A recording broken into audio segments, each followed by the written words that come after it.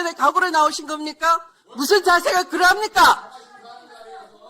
전현희 위원의 질문에 도대체 눈꽃만큼도 서니까 답변한 바가 없네요. 자, 다음은 존경하는 김기표 의원님 질의해 주시기 바랍니다. 순서를 바꿨어요. 나경원 의원님, 제 얘기해도 질문해도 될까요? 조용히 해주시면 제가 질문하겠습니다. 경기도 부천시의회 김기표입니다. 행정처장님, 네. 보통 새로 오시면 축하한다는 말을 먼저 하는데 축하한다고 도저히 제가 얘기가 안 나오네요. 법사위에서 이럴 줄 몰랐습니까?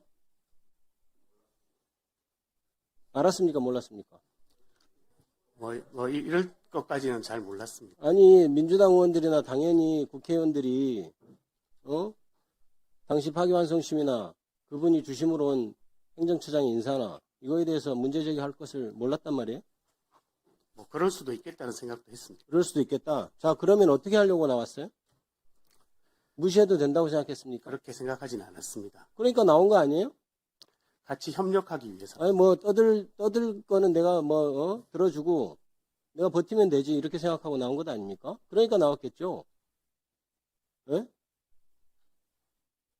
아니, 지금 파기환송심 역사적으로 문제가 된 사법부의 불신을 초래한 결정적인 그 판결에 주심으로 있었던 사람이 행정처장으로 지금 국회와 국민 앞에 법원의 입장을 밝히는 대표 선수로 나왔는데 그게 가당키나 합니까? 그런데 여기 와서 그러면 조용히 우리가 그 희대의 판결이 문제 있다고 온 국민이 생각하고 있는데 국회의원들이 조용히 넘어갈 거라고 생각했어요? 그러면 오늘만 잘 버티면 그 판결이 정당화되고 행정처장 인사가 정당화되는 겁니까? 그렇게 생각하고 나왔습니까? 예?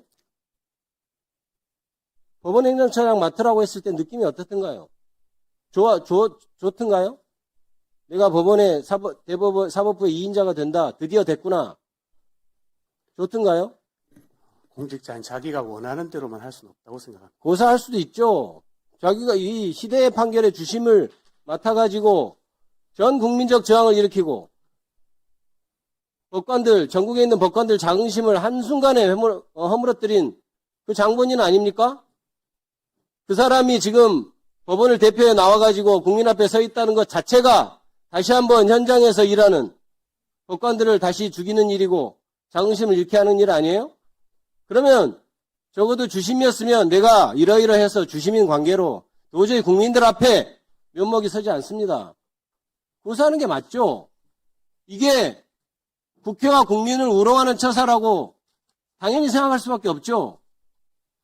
그냥 앉아있으면 그냥 시간 지나면 넘어가겠거니 이게 지금 사법부의 태도예요. 개혁에 대해서도 입장도 마찬가지입니다.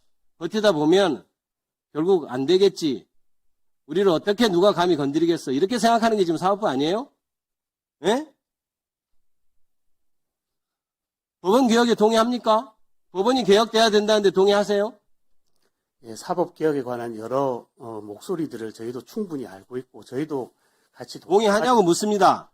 동참하려는 생각을 가지고 있습니다. 사법부의 변화를 요구하는 국민들의 목소리가 이토록 큰 이유는 사법부가 국민의 신뢰를 얻는 데 부족함이 있었기 때문일 것이다. 사법 불신의 근본적 원인이 어디에 있는지 밝혀내 고치고 개선해야 한다. 이건 누구 취임사입니까? 누구 취임사예요? 대답 안 하십니까? 사법부 변화를 요구하는 국민의 목소리가 이토록 큰 이유 본인이 모릅니까? 사법부가 그동안 존중돼 왔고 아까 승복 얘기하던데 판결에 대해서 다 정치권에서 승복 했었어요. 그 이후로 승복이란 말이 없어진 면이 있습니다. 그 계기가 뭐예요? 그 계기가 뭡니까? 대법원의 그 희대의 파기환송심 아니에요? 어디서 유의를 찾습니까? 그리고 넓은 안목과 신중한 실행으로 사법제도와 실무의 개선을 통해 국민으로부터 신뢰받는 법원을 거듭나야 합니다. 아까 얘기했죠. 헌법과 법률에 따라 판결했다고.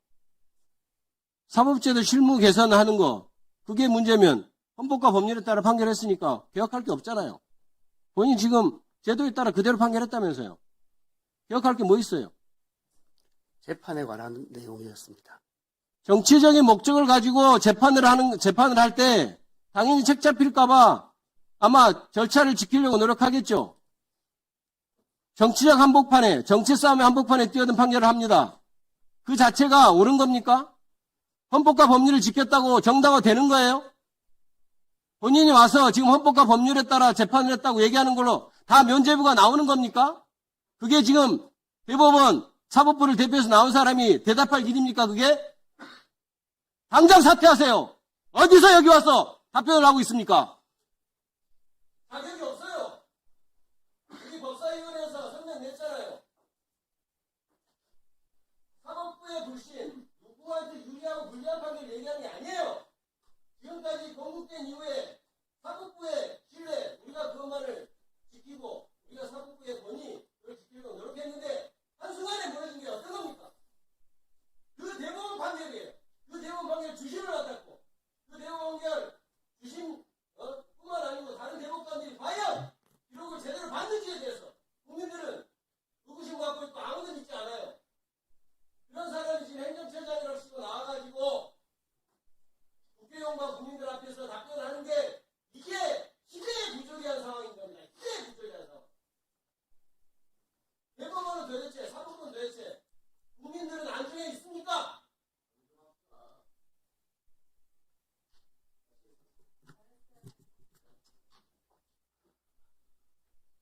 네, 이 시대의 부조리한 상황은 국민께 대단히 송구합니다. 법원행정처장님, 모순입니다. 스스로 모순이십니다. 정리하도록 하겠습니다. 전문법원을 만들자는 의견이 법안으로 제출됐었고요.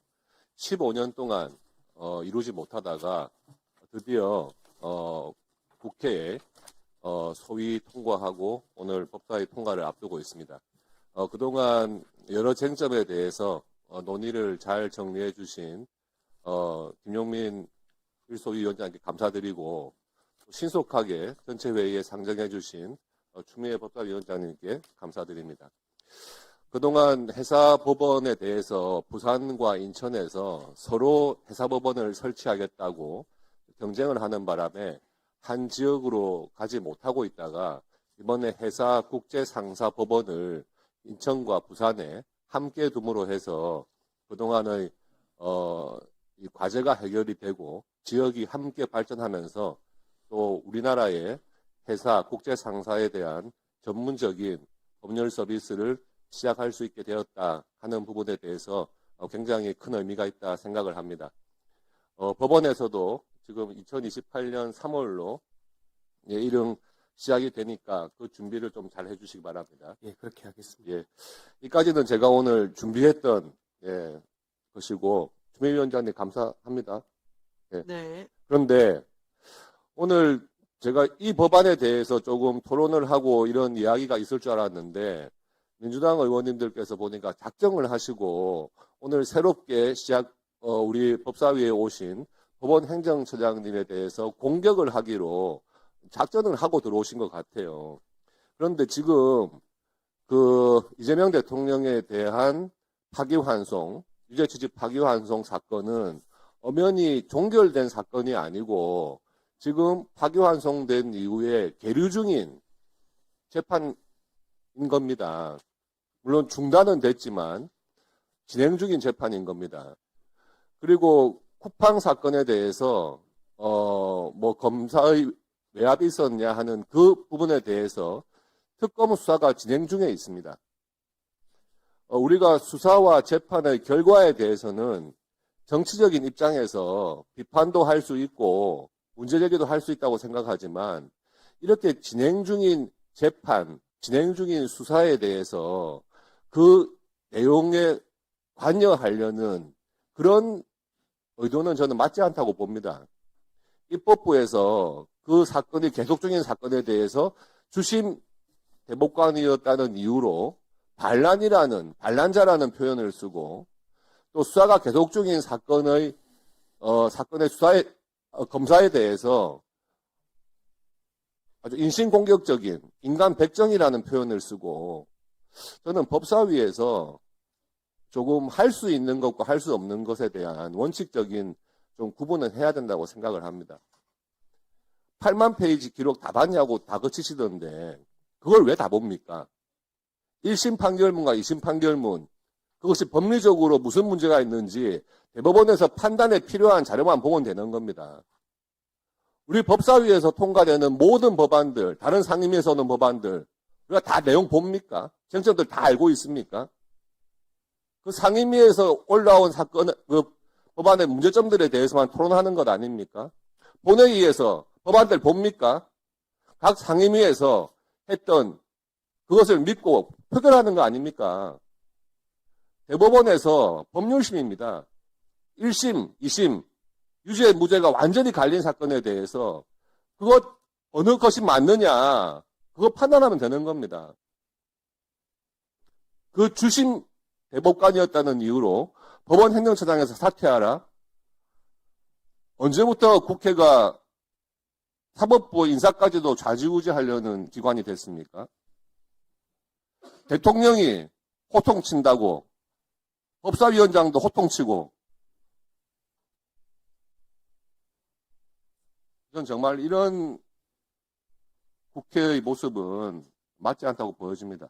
수사 결과나 재판 결과에 대해서 얼마든지 비판하십시오. 그렇지만 그 담당했던 법관이나 검사에 대해서 그렇게 인신공격을 하고 그것은 저는 맞지 않다고 보여집니다. 이상입니다. 네, 다음은 박지원 의원님. 네, 5분 되겠습니다. 법원 행정처장, 네. 차장님. 차장님이 답변하세요. 우선 해사법원이 부산과 사장님이 어디 계십니까? 실장님. 기조실장님 어디 계십니까? 사장님 안 나오셨어요? 기조실장님 답변하세요.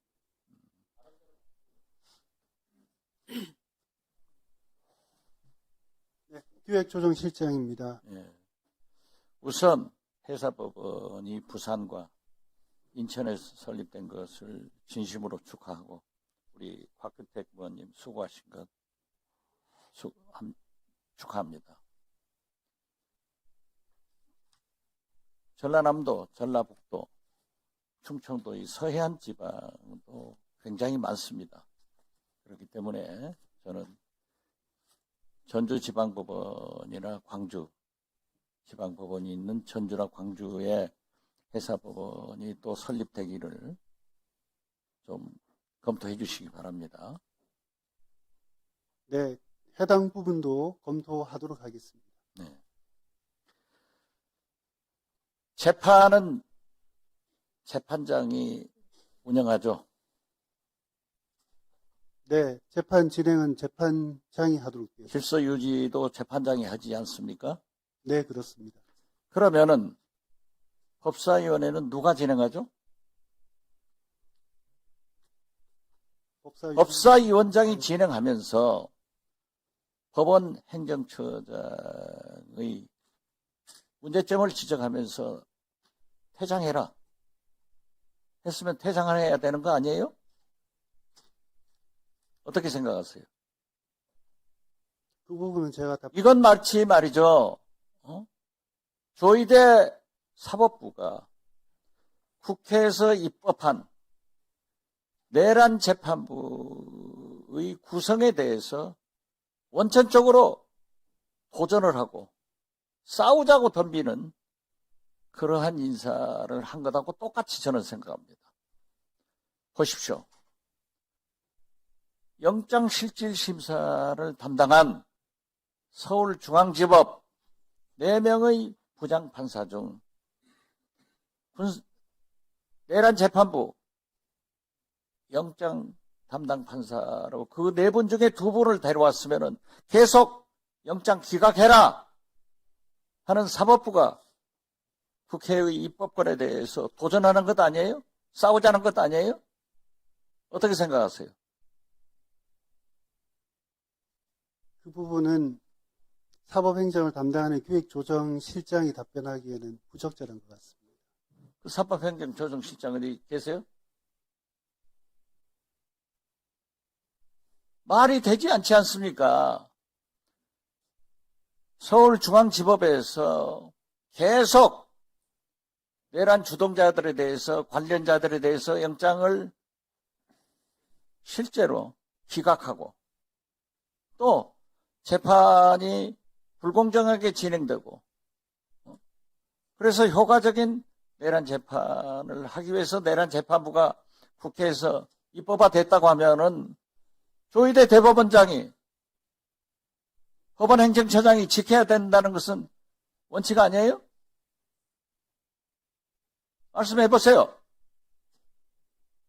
해당 영장 판사들이 사안에 따라서 적절하게 판단할 것으로. 아니, 그 많고 많은 판사 중에서 3,000명이 넘는 판사 중에서 하필 습관적 영장 기각을 해온 그 네 분의 수원 브라더스 꼭 내란 재판부 영장 실질 심사를 담당하는 판사로 임명할 필요가 왜 있냐 이거죠.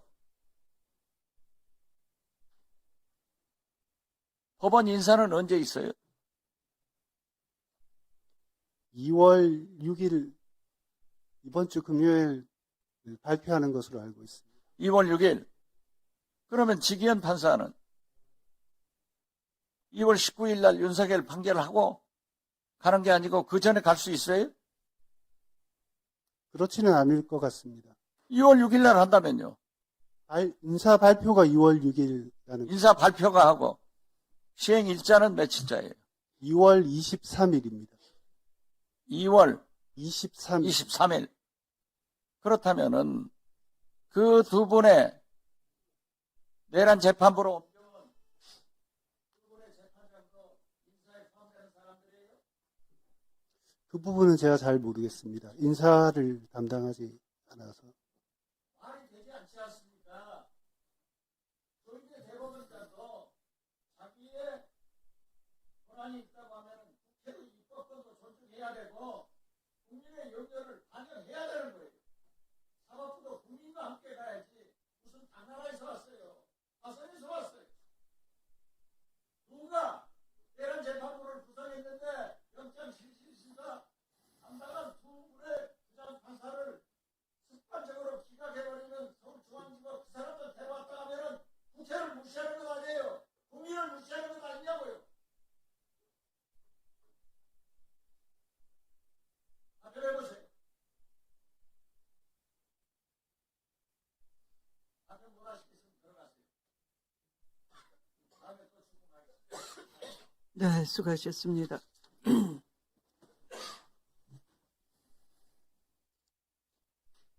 다음은 박은정 위원님 질의 순서입니다.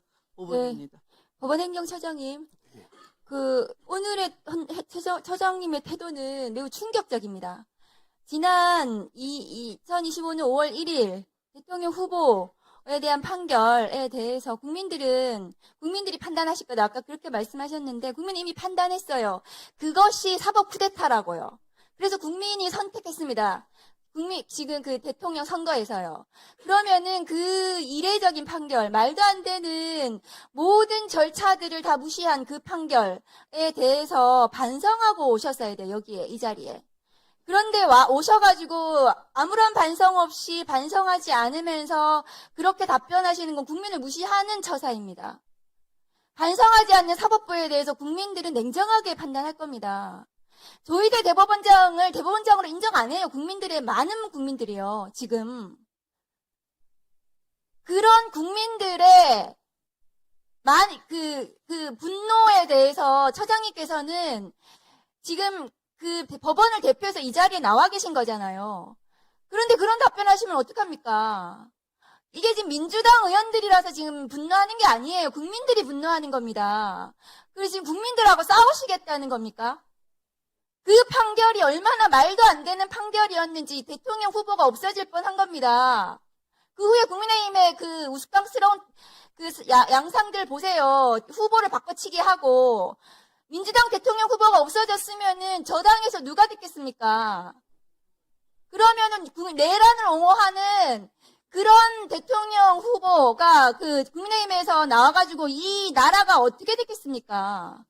반성을 하셔야 하셔야 돼요. 그런데 지금 법원이 지기현 판사가 형사소송법을 정면으로 위반해서 내란 수개를 풀어주더니 우인성 판사는 지금 김건희에 대한 재판에서 공범들에 대한 확정된 판결하고 정면으로 배치되는 판결을 했습니다. 공소시효와 관련해서요. 그리고 나서 또 어제는 충격적인 발언을 하더라고요. 특검법에 6개월 내에 재판을 끝내야 된다는 그 법을 정면으로 본인이 위반하겠다. 특검이 신속하게 재판해달라고 하니까 그런 거 왜 물어보냐. 6개월 내에 재판하지 않아도 되는 겁니다. 우인성 판사는. 특검법에 6개월 내로 재판하도록 되어 있습니다. 그런데 본인이 법을 위반하겠다고 지금 당당하게 얘기하고 있어요. 법원행정처장님이 판사들을 행정처에서 그런 문제점에 대해서 조치를 하셔야 됩니다. 행정처에서 그렇게 하는 거 아닙니까? 이 법을 위반하는 판사들에 대해서 법원행정처에서 제대로 된 조치하시기 바랍니다. 법무부 장관님. 예.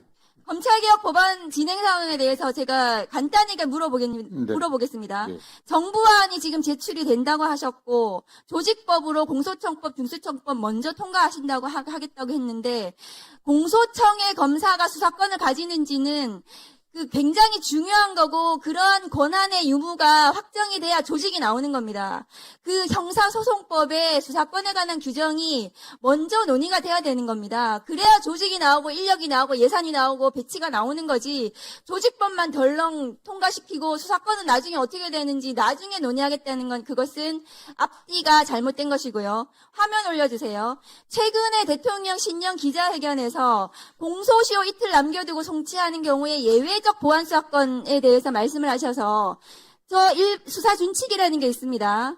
검경 상호 협력에 관한 준칙에 공소시효 어떻게 검경이 협력하는지 규정이 되어 있어요. 검찰에서 공소시효 이틀 남겨두고 송치하는 사례가 없어요, 실무적으로. 제가 있냐고 물어봤더니 검찰이 자료가 없다고 했습니다. 저한테 자료 못 내놓고 있습니다. 그런데 대통령이 저렇게 말씀하셔서 그런 사례가 설사 있다 하더라도 저렇게 협력해서 실무적으로 처리하고 있습니다. 다음 보여주세요. 보안 수사 요구를 하는 경우에 추안이라는 제도가 있습니다. 다음 거 보여주세요. 추안이라는 건 뭐냐 하면 저렇게 기록이 왔다 갔다 하지 않고 기록이 검찰에 있는 상태에서 킥스 통해가지고 저 별지 추안 요구서에 따라서 공소시효 만일에 이틀 남겨둔 사건이 만일에 있더라도 저 추안 요구서에 검사가 질의서를 붙여서 그대로 킥스로 내보내면은 경찰이 수사해서 몇 시간 내로 보내줄 수 있습니다. 경찰이 저 사건을 기소하겠다고 보냈기 때문에 저 수사를 경찰이 제일 잘하는 거예요. 피의자 참고인 연락도 훨씬 더 많이 경찰이 제대로 할 수 있습니다.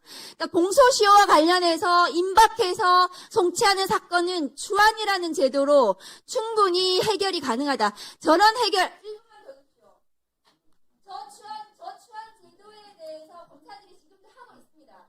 그러면 공소시효 임박하는 사건에 대해서 검사들이 그런 사례도 없지만 그런 보안 수사권이 반드시 검사가 행사하지 않더라도 해결할 수 있는 해결책이 있습니다. 그런데 장관님께서 그 자리에 앉으셔가지고 검사의 보안 수사권을 행사해야 되는 이유로 공소시효 임박 사건을 말씀하시면 안 되고 수사기소 분리라는 검찰 개혁 법안을 통과시키는 데 있어서 그러면 제도적으로 무엇을 보완해야 되는지를 개혁적인 검사 인사를 통해서 개혁적인 검사들하고 그 제도적인 보완책을 장관님께서 마련하셔야 됩니다. 장관님께서 검사들을 대변하라고 그 자리에 계시는 게 아니고요. 개혁적인 검찰 개혁에 대해서 제도적으로 무엇이 필요한지 저런 문제에 대해서 어떻게 해결할 것인지를 장관님께서 해결책을 마련해서 국민들께 설명하셔야 되는 겁니다. 민주 진보 진영의 시민들은 우리가 가장 사랑했던 대통령을 검찰 수사로 잃었던 슬픔이 있습니다. 그 상실감을 언제나 기억하시고 검찰 개혁에 대해서 책임감 있게 해주셨으면 좋겠습니다. 예, 의원님 좋은 말씀 감사드리고요.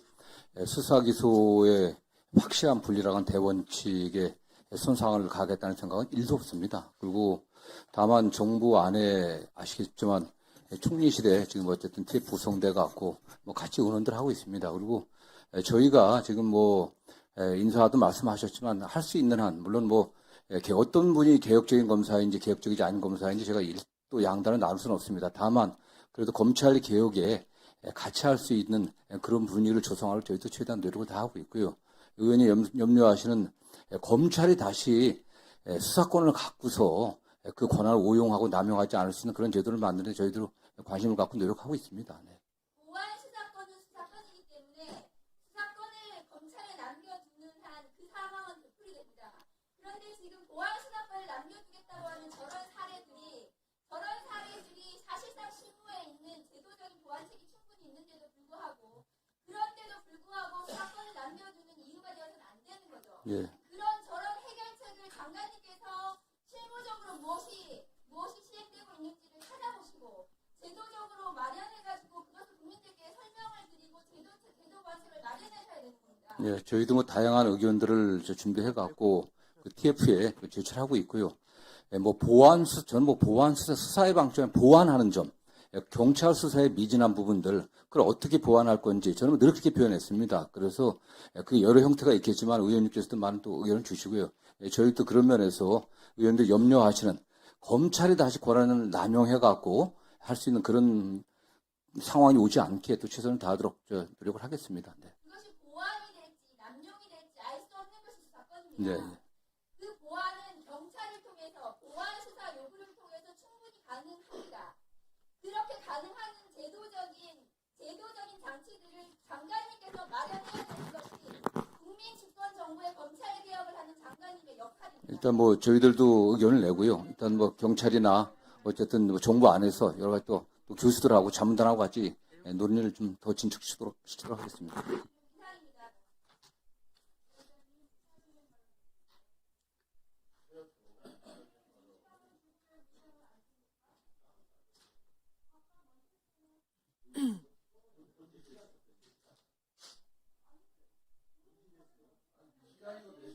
자, 박균택 위원님. 네, 질의 순서입니다. 5분입니다.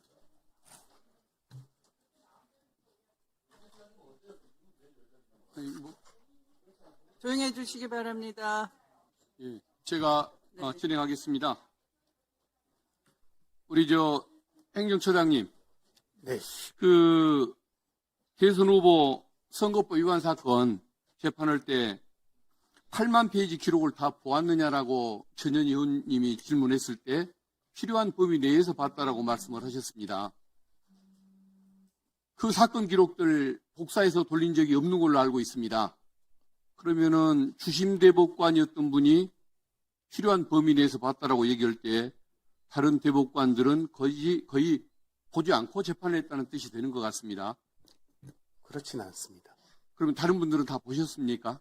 다 필요한 범위 내에서는 모든 대법관들이 다 본 걸로 알고 있습니다. 야당의 대선 후보의 출전 자격을 박탈하는 재판을 하면서 어떻게 그런 재판이 이루어질 수가 있고 특히 이틀 만에 결정이 될 수 있는지 그것은 아마 정상적인 시각을 가진 국민들은 이해를 못할 겁니다. 그리고 반대편에 앉아 계시는 의원님들 중에는 국회의원들은 법안 통과시킬 때 다 읽고서 하느냐라고 반문을 했습니다마는 자기가 대표로서 발의하는 법안은 당연히 읽고 관련된 자료들, 논문들, 현상들 다 연구가 해가면서 하지 법안을 안 읽고 통과시키지는 않는 것 같은데 어쨌든 주심 대법관이었던 분 입에서 필요한 범위 내에서 봤다라고 답이 나온다는 것은 저는 참 놀라운 부분인 것 같다는 생각이 듭니다. 행정처장으로 임명되실 때 이 문제가 제기될 거라는 것 생각을 못 해보셨습니까?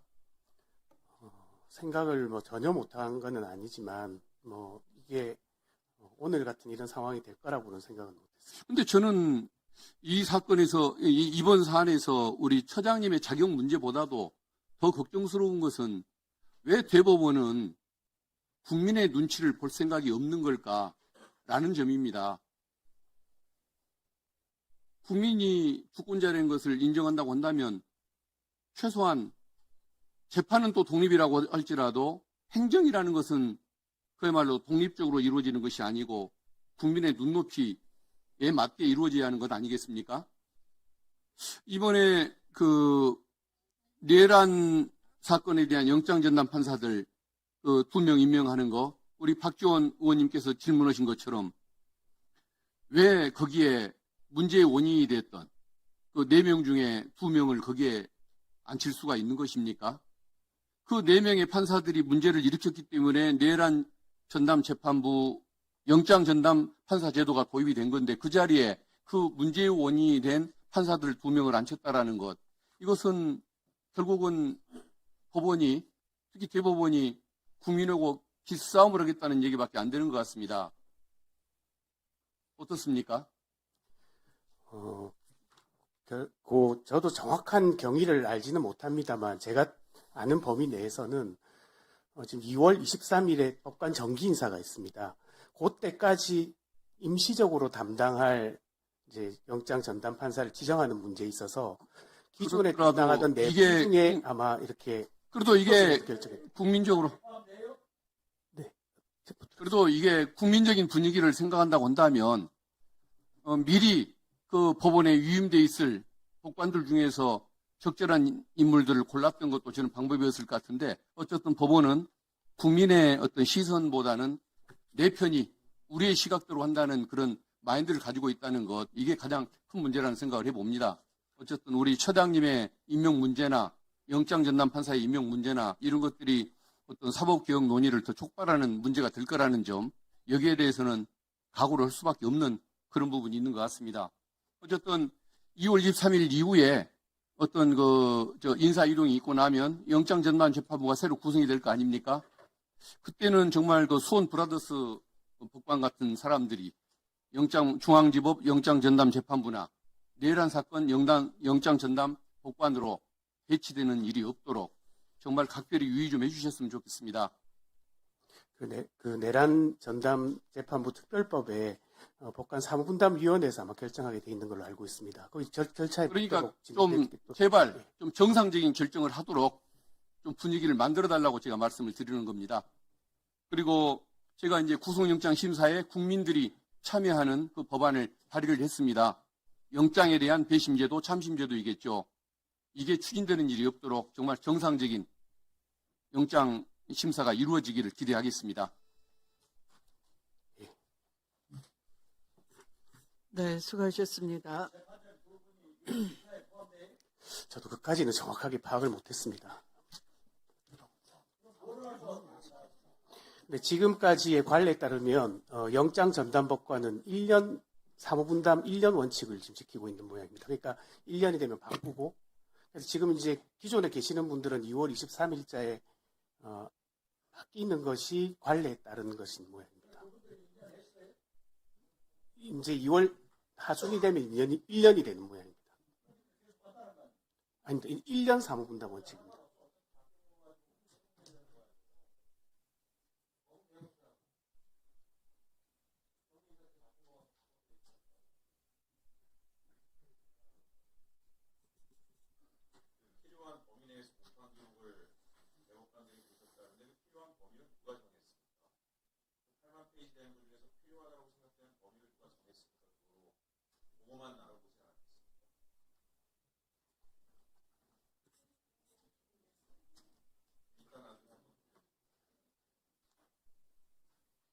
네, 다음 순서는 김재섭 위원님이십니다. 5분 질의입니다.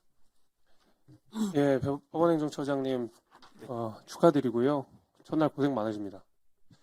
근데 앞서서 이제 민주당 의원님들께서 지적을 해주실 때에 이재명 대통령 관련 재판에서 국민의 눈높이 이런 말씀 많이 하시는데 사실 우리가 법과 양심 그리고 헌법과 법률에 의해서 재판하는 것이 국민의 눈높이에 맞춰서 재판하는 건 아니지 않습니까? 거기에 대해서는 왜 명백하게 선을 긋고 말씀하시는 게 저는 맞다고 생각하는데 아닙니까? 물론 국민의 눈높이를 무시하자는 게 아니라 당연히 제일 원칙은 헌법과 법률인 것이고 그거는 처장님께서도 직접 말씀하셨듯이 헌법과 법률에 맞춰서 그 재판하셨다고 이야기하신 거 아닙니까? 왜 거기에 대해서 당당하게 말씀하지 않으십니까?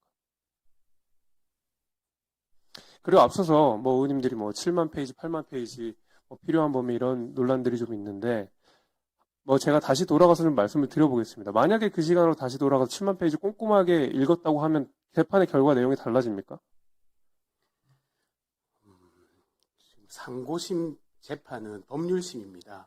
그래서 사실관계에 대해서는 원칙적으로 판단하지 않을 뿐더러 이 사건은 1심과 2심의 사실 인정이 대차가 없습니다. 동일한 사실관계를 기초로 법리 판단이 달랐던 거기 때문에 어떤 법리 판단을 따르면 되느냐가 상고심의 심판 대상이었습니다. 그 범위 내에서 봤다는 거예요. 그럼 다시 돌아가서 7만 페이지를 꼼꼼하게 다 읽고 재판을 하신다고 하더라도 하나도 빠짐없이 모든 글자를 1.1획도 빠지지 않고 다 읽는다고 하더라도 재판 결과는 달라지지 않는다고 제가 이해해도 되겠습니까?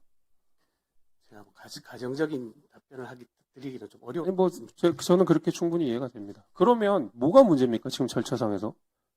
지금 파기환송심이 7만 페이지가 안 읽어서 그것이 재판 결과를 바꿀 수 있다라고 한다 그러면 저는 그건 문제가 될 수 있는데 소장님 말씀하신 대로 7만 페이지를 꼼꼼하게 다 읽어도 결과가 바뀌지 않고 거기에 대해서 판결을 내렸다 그러면 그게 지금 왜 문제가 되는 거야, 절차상으로? 재판을 빨리 하는 게 문제입니까? 문제가 됩니까? 그거 왜 말씀을 못 하십니까? 직접 주심으로 하셨는데. 문제가 됩니까, 그게? 아까 말씀드린 내용을 그대로 반복할 그러니까 저는 우리 법사위에서 재판 결과에 대해서 뭐 이렇쿵저렇쿵 이야기할 수 있지만 의원님들께서 이렇게 여전히 진행 중인 재판에 대해서 사실상 결과를 바꿀 수도 있을 법한 정도의 압박을 넣는 것은 저는 입법부로서는 해서는 안 되는 거라고 생각을 하고 뭐 조희대 사법부 이런 얘기를 하시지만 그 조희대 사법부에서 이재명 대통령에 대한 재판 중지도 결정한 거 아닙니까? 사실 저희도 그거 못마땅하게 그때 많이 이야기했거든요. 어떻게 고법 판사가 헌법 84조라고 하는 것을 인용해가지고 사상 초유의 사건을 이렇게 임의적으로 결정할 수 있느냐에 대해서 저희 불만 많거든요. 그건 조희대 사법부에서 이루어진 결정 아닙니까? 대답 한번 해주십시오. 예, 그거는 고등법원 재판부에서 결정한 것으로. 아니 그러니까요. 그게 조희대 사법부 안에 들어가 있지 않는 거냐고요. 마찬가지 아닙니까? 그거 가지고 우리가 지금 이 자리에는 없으신 분이겠지만 혹여 어떤 자리에 간다 한들 우리가 그 사건을 가지고 그 자리에서 나가라 마라 이렇게 하진 않지 않습니까? 그건 사법부의 독립을 훼손하는 거 아닙니까? 행정처장이고 법원 행정의 수장으로서 법원의 독립성을 지키기 위해서라고 그러면 적어도 그 정도는 처장님께서도 말씀해 주시고 방어하시는 게 맞다고 저는 생각합니다. 그냥 물러서지 마시고요. 법원의 독립이라고 하는 건 굉장히 중요한 가치 아닙니까? 법사에서 어떻게 하든지 간에 어쨌든 재판관은 헌법과 법률에 의해서 재판하게 되어 있는 것이고 그걸 거기다 따랐다 그러면 그게 뭐가 문제입니까? 왜 거기에 대해서 대답을 제대로 안 하십니까? 저는 그게 답답해서 제가 말씀을 드리는 겁니다.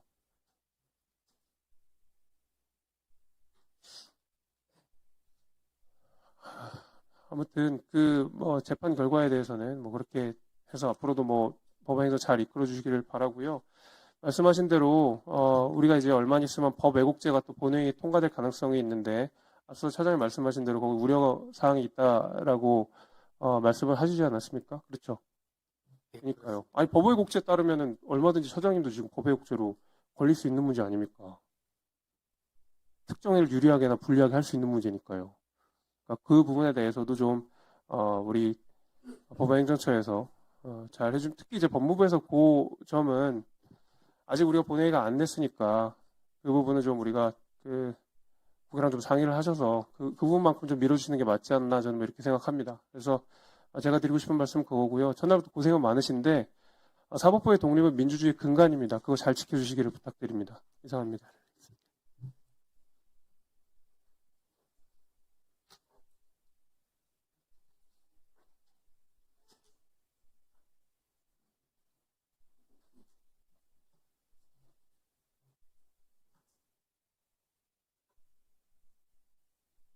행정처장님, 네.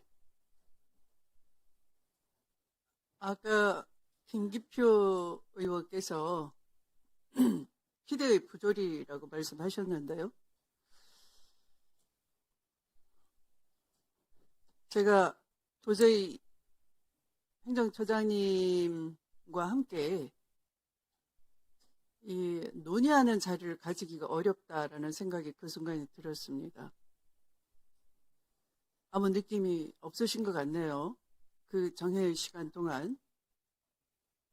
적어도 다시 그 자리에 앉으시려면 왜 그러한지, 왜 그런 발언을 들었어야 했는지 반성이 있었어야 되는 겁니다. 그 자리에 지금 물려받으신 거예요. 누구 대신 물려받으셨습니까? 그 전임자가 누구십니까? 예, 전임자는 천대엽 전임 행정처장입니다. 천대엽 행정처장이 국회에서 이 문제 가지고 답변하는 거 보신 적 있습니까? 예, 본 적이 있습니다.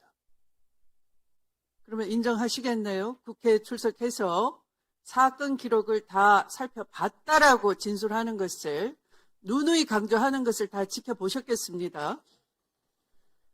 제가 알기로는 이제 그런데 지금 주심이면서 필요한 범위 내에서 봤다라고 당당하게 말씀하십니다. 어떤 기준으로 누가 그 유무죄가 극명하게 갈리는 사건을 번개같이 필요한 범위 내에서 자의적으로 보는 권한이 어디 있단 말입니까? 그것이 사법부 독립입니까? 그러니까 이것만으로도 모순이라는 겁니다. 스스로 모순을 자인하시는 겁니다. 주심이 나오셔가지고 전임자가 사건 기록 다 봤다라고 강조하고 누누이 위증을 했는데도 불구하고 주심이 나와서 나는 당당하게 헌법과 법률에 따랐고 필요한 범위 내에서 봤다. 그래 뭐 그러시는 거예요. 그래서 국민들께서 이해하시겠습니까? 그 판결 다시 한번 들여다보십시오. 이재명 성남시장은 아니라고 하는데도 아니라는 인식, 모른다는 인식을 믿어주지 않기 위해서 당신 정도면 공인이고 국민 눈높이에서 맞지 않는 말을 하는 것이다 라고 인용을 하셨어요. 그런데 국민 눈높이가 판결의 기준이 아니라고요? 대법원 판결문에는 국민 눈높이에 당신은 유죄야 그렇게 파기환송을 하시고 이제 와서 국민 눈높이는 판결의 기준이 판단의 기준이 아니라고요? 거짓말 하시는 거잖아요. 왜 계속 거짓말 하시겠습니까?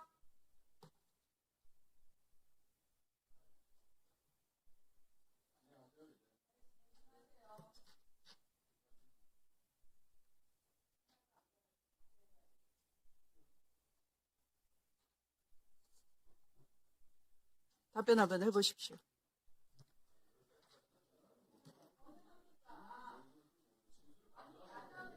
위원장이 물었으니까 답변해보세요. 답변하세요. 답변해요. 위원장이에요. 위원장이 해도 너무하잖아요. 박지원 의원님에 대해서 우리가 얘기했더니 의사 진행 발언 신청자는 박지원 의원한테 신청 발언하라고. 인정도 안 했어요. 여기 가지고 오시세요. 다시 나빠를 쳤네. 함부로 말하지 마세요. 함부로 말하면 내가 언제 신상 발언했어요? 하고 있습니다. 지금 답변 기다리고 있습니다. 여러분들께서 답변을 못 듣게 지금 방해를 하시는 것이지. 조용히 하세요. 답변하십시오. 예, 위원장님 우려와 걱정을 저도 공감합니다. 조금 전에 이제 그 판결의 기준이 국민의 눈높이가 아니라고 제가 거짓말을 했다고 말씀하시는 것에 대해서 그래도 제가 말씀을 드려야 될 것 같은데 제가 그런 말씀을 드린 적은 없습니다. 헌법과 법률에 따라서 정당한 절차, 적법한 절차에서 판결을 했다고 말씀드렸고요. 국민 인식을 판결에 인용하셨지 않습니까? 그거는 그냥 국민 인식이라는 게 국민 눈높이 아닙니까? 그러니까 기록을 제대로 안 봤다 이 말씀이에요. 상고 이유를 판단할 수 있는 범위 내에서는 다 봤습니다. 상고 이유는 검찰 아닙니까? 상고 이유서를 낸 쪽은. 당연히 이제 답변서에 필요한 범위 내에도 다 확인을 했습니다. 답변서 내자마자 그 이튿날 전원 합의체 회부를 하시고 편결을 하신 거 아닙니까? 그래서 그 기록을 실제 그 순간에 어떻게 다 봤느냐를 누누이 국민의 상식으로 질문하는 거 아닙니까? 질문이 궤변입니까? 질문도 상식적이어야 되는 거죠. 근데 그 지극히 상식적인 질문에 명쾌한 답변이 없었던 거예요. 그리고 마침내 주심이 나오신 겁니다. 보무도 당당히. 그러니까 국민과 맞짱을 뜨자는 거냐라고 하시는 겁니다. 위원님들께서.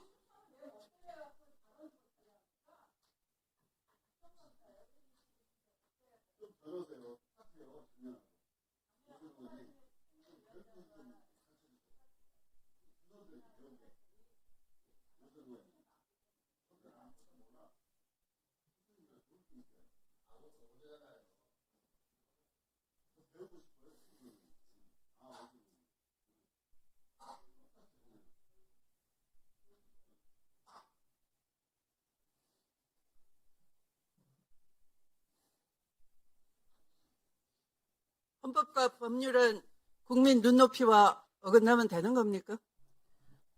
그래서 다시 말씀드리자면 재판을 함에 있어서도 국민들이 어떻게 받아들이실지 같은 것들도 다 모든 것은 아니지만 고려의 대상이 될 수 있다는 것은 제가 말씀드릴 수 있을 것 같습니다.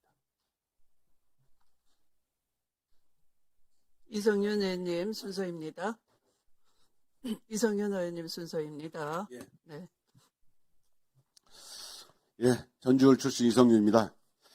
먼저 제가 2024년 6월에 전주가정법원 설치법을 제가 발의하고 20개월이 지난 어제 드디어 전주가정법원 설치법이 통과가 됐습니다. 전주에는 정말 제대로 사법 서비스를 받지 못하고 특히 가정법원이 없어서 전주 시민들이 전북 도민들이 겪는 어려움은 굉장히 컸었습니다. 선거 이후에 2년 동안 꾸준히 가정법원 설치를 요청해왔고 특별히 전주 가정법원 유치 특별위원회가 있어가지고 이 시민들께서 우리 존경하는 추미애 위원장을 만나 뵙고 조속히 가정법원이 설치될 수 있도록 요청까지 했습니다.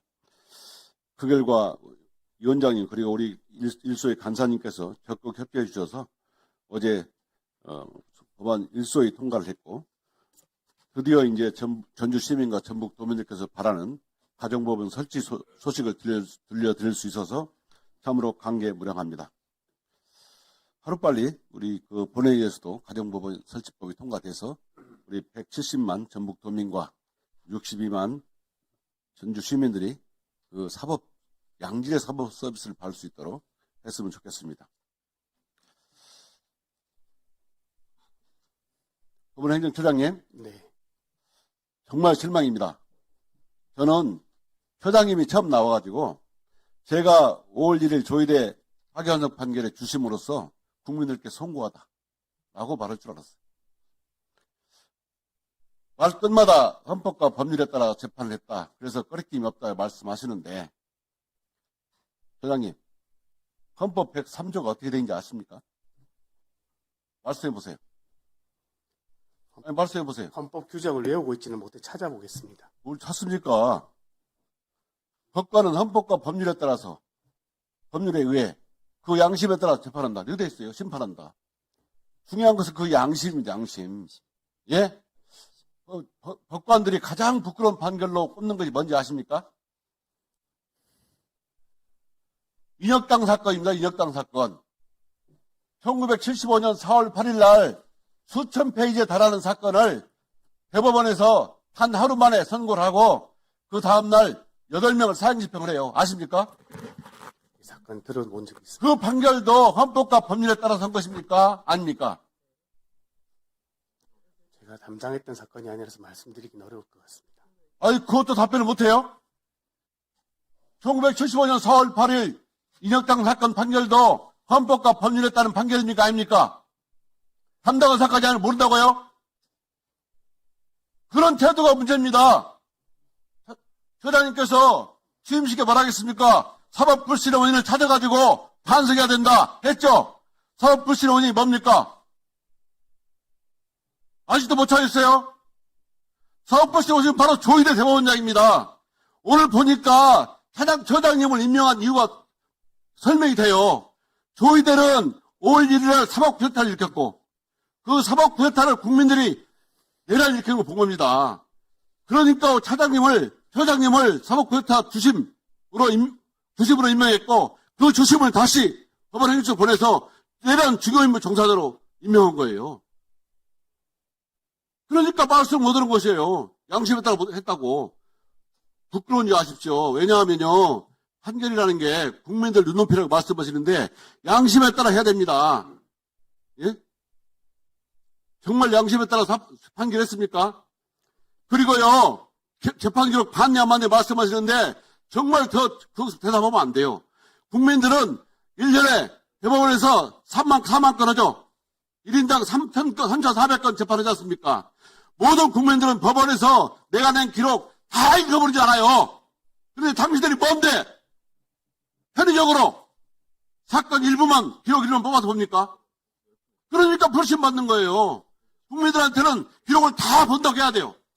그리고 다 봐야 맞고. 국민들은 뭡니까?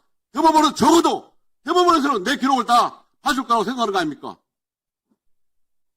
조희대도 법원에 국민에게 도전했고, 법원 행정처장으로 바로 주심을 임명해가지고 법원에 국민께 도전했고, 또 우리 박지원 의원님 말씀하신 것처럼 영장판사 2명을 그 기각을 만연 영장판사 2명을 또 내란 현안재판부 영장판사로 임명해서 국민께 도전했어요. 도대체 조희대 대법원은 국민들이 그렇게 우습고 안중에 넣었습니까? 지금 처장님도 똑같은 태도를 보이고 있어요. 이러면 법사위에 나오기 어렵습니다. 이런 내일 그럴 거예요. 이렇게 보세요. 진심으로 사과드리고 국민들께 반성해야 됩니다. 답변해 보세요. 그래서 좀 전에 제가 답변 드린 것 같습니다. 더 다른 답변 드릴 건 없습니다. 앞으로 계속 물어보겠습니다. 끝까지 물어볼 거예요. 보세요. 국민들이 오늘 처장이 나온다니까 답변을 기다리고 있어요. 어떻게 답변할 것인지. 국민들은 조일에 내란 사법 프레타를 보고 있고 처장님은 내란 주변의 종사자예요. 조금도 반응 되실까요? 반응을 조금이라도. 답변을 좀 성실하게 진지하게 해주시기 바랍니다.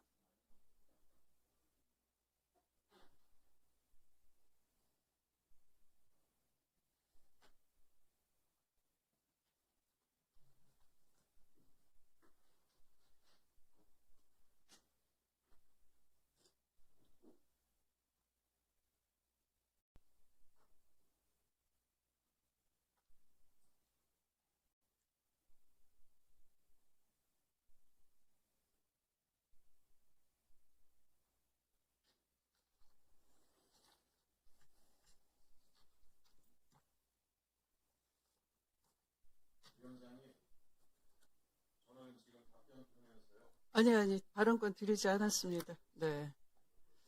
아마 대법원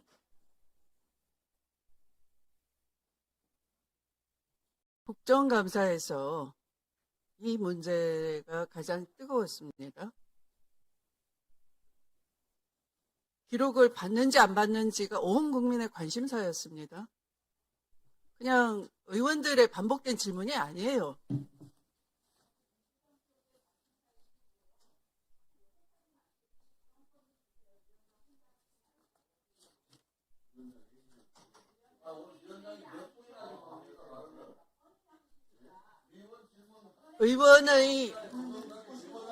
의원들은 국회법을 준수해 주시기 바랍니다. 또다시 경고할 수 있습니다. 발언권 제한하거나 퇴장을 명할 수 있습니다. 위원장의 진행에 방해하지 말아 주시기 바랍니다.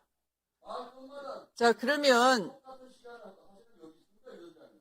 그 당시 대법관으로서 이 문제에 대해서 관심이 없었다면 첫 번째는 기록을 다 안 봤다는 것. 두 번째는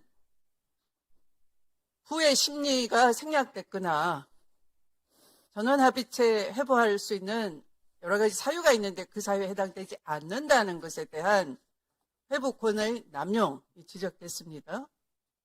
두 번째는 전원합의 기일이 10일 전 지정하도록 돼 있는 내부 규정도 어겼습니다. 기일 지정 운영 원칙 및 관행을 다 파괴했습니다. 재판연구관 보고 생략 의혹도 제기됐었습니다. 사건을 접수해서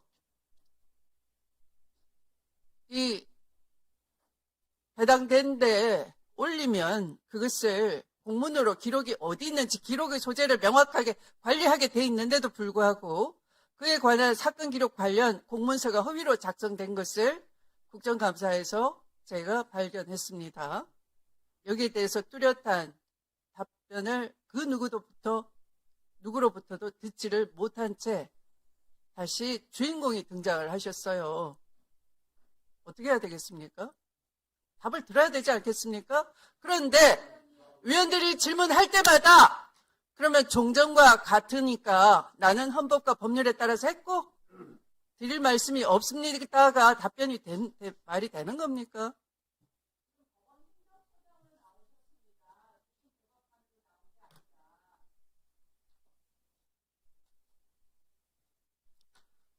지난번 법원 행정처장은 본인 일이 아닌 거로 일반적으로는 이렇게 합니다. 일반적으로는 그렇습니다. 일반론을 얘기하셨어요. 그게 깨진 겁니다. 왜? 본인이 나왔기 때문에 일반론이 이제 일반론으로 피할 수가 없게 된 거예요. 국민의 궁금증에 답변을 하셔야 되는 겁니다. 아니면 사법부가 파탄나는 겁니다. 신뢰가 없기 때문에, 신뢰가 무너졌기 때문에. 신뢰 위에 사법부가 있는 것이지 신뢰를 스스로 허물어버리고 무슨 사법 독립이 있는 것입니까?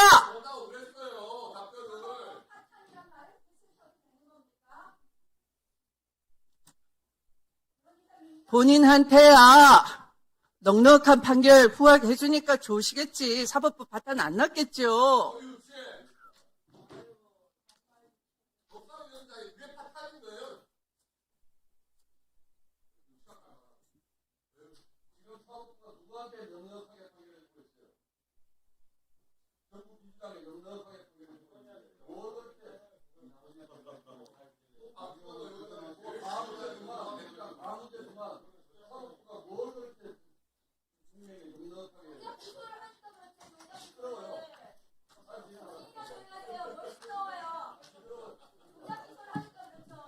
조작 기소와 한편이니까 모르는 거예요, 사실. 사법부는 수사를 해야 한다. 수사를 필요한 범위를 누가 어떻게 정했는지, 결과를 조작하려고 했는지.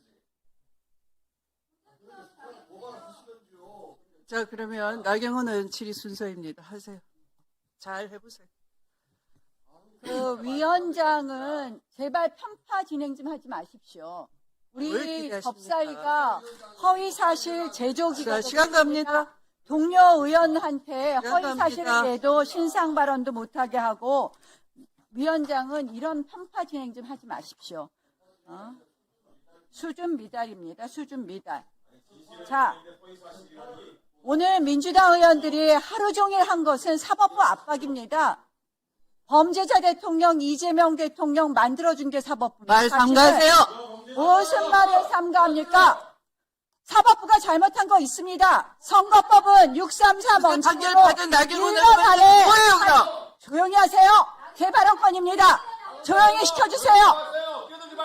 633 원칙을 지키지 않고 선거법 재판을 오래 진행했기 때문입니다. 자, 두 번째 정리하도록 뭐 하겠습니다. 했습니까? 두 번째 뭐 했습니까? 뭘 또 정했습니까?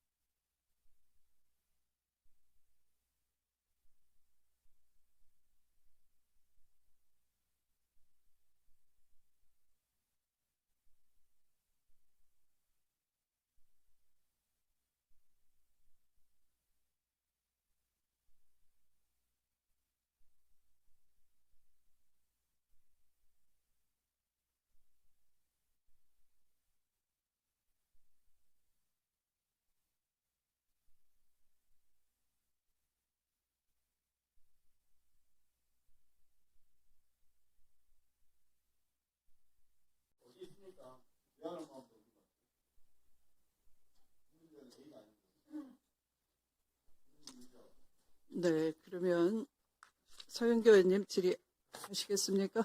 네, 5분입니다.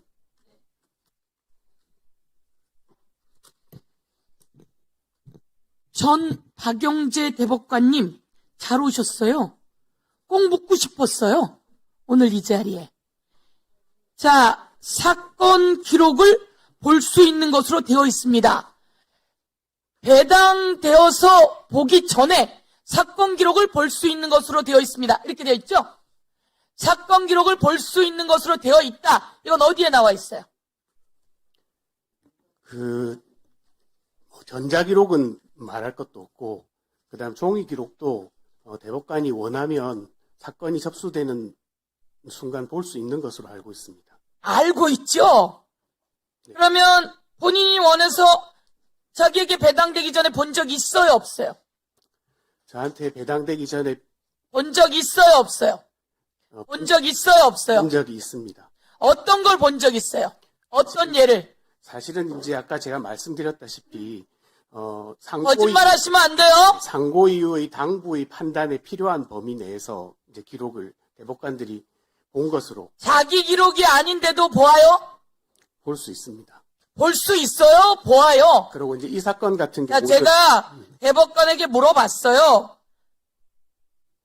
배당된 것도 하기 바쁜데 다른 거를 누가 먼저 사전에 보냐? 이게 기본 아니에요? 대법관 한 명에게 주어진 사건이 얼만데 뭘 사전에 봐요? 가슴에 손을 얹고 거짓말인지 아닌지 저희는 다 알아요.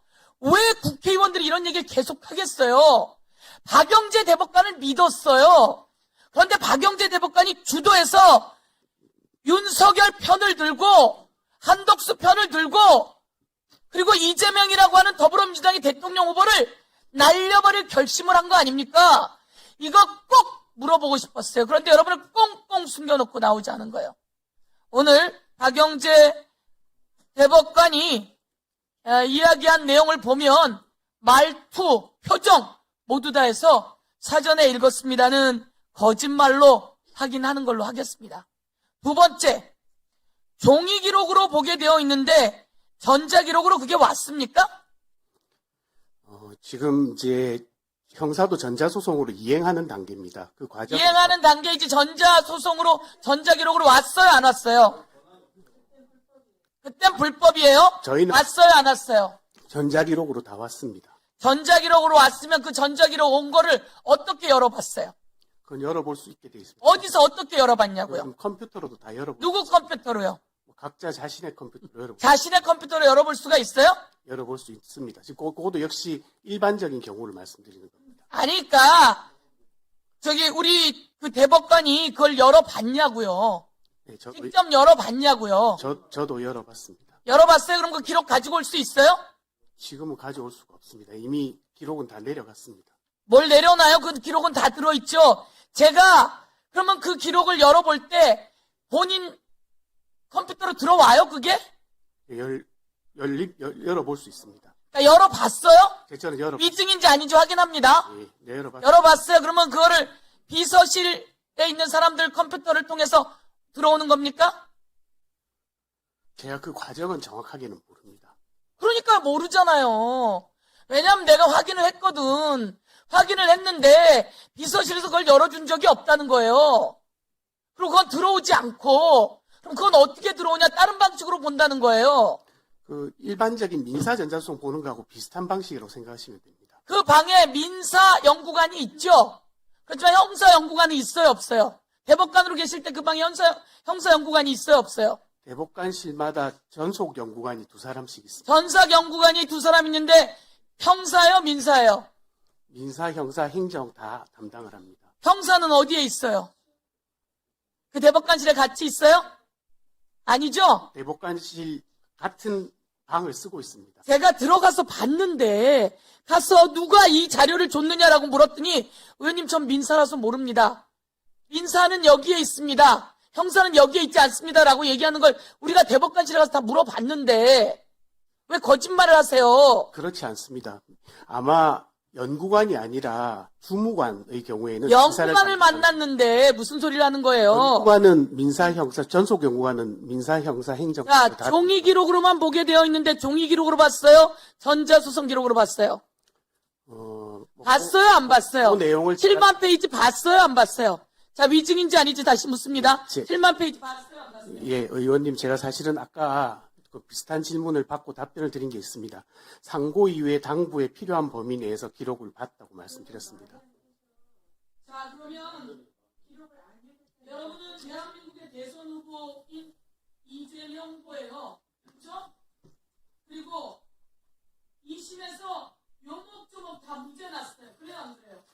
그 내용이 유죄로 파기환송될 내용이에요? 박영재 대법관 그 내용이 유죄로 판결될 내용이에요? 저희가 수도 없이 거쳐봤지만 박영재 대법관은 역사에 오류를 남긴 거예요. 그리고 그 자료를 소송 기록을 누가 읽으라고 했어요? 읽으라고 명이 떨어지기 전에 못 읽잖아요. 제가 다른 대법관에게 물었어요. 그랬더니 조희대 대법원장이 읽으라고 했다고 하는 이야기를 저희가 현장에서 들었어요. 그런데 지금 말은 읽을 수 있게 되어 있습니다. 이렇게 이야기하시잖아요. 그렇지 않다고 하는 거 아닙니까? 허락을 해줘야 읽는 거 아닙니까? 그러면 남의 기록 다 볼 수 있어요? 예, 대법관은 일단 사건이 접수되면 기록을 열람할 수 있습니다. 그래서 열람할 수 있는데 열람을 스스로 가서 눌러서 열었어요? 박영재 대법관이 그걸 스스로 열람해서 열 수 있는 그런 상황이에요? 아니면 비서실이 해줘요? 물론 제가 직접 전자기록은 직접 눌러서 열어서 볼 수 있고요. 기록은 제가 가져와서 볼 수가 있습니다. 그러니까 전자기록을 직접 눌러서 열어서 봤다 이거예요? 열어서 받고 열어서 볼 수가 있게 돼 있습니다. 열어서 봤다 이거예요? 제가 다시 말씀드리지만 여기서 더 말씀드리는 건 구체적인 내용은 구체적인 내용을 해야 더 이상 이야기 안 하고 끝날 거 아닙니까? 여러분 재판할 때 구체적인 내용 내놓으라고 하지 않습니까? 그거하고는 좀 재판할 때 적당히 듣고 끝냅니까? 지금 법률에 의하면 합의의 과정과 절차 내용은 공개하지 않도록 되어 있습니다. 대한민국이 합의를 이틀 만에 했다는 걸 다 봤는데 이틀 만에 찬반 투표를 했다는 걸 다 들었는데 그걸 어떻게 공개를 안 해요?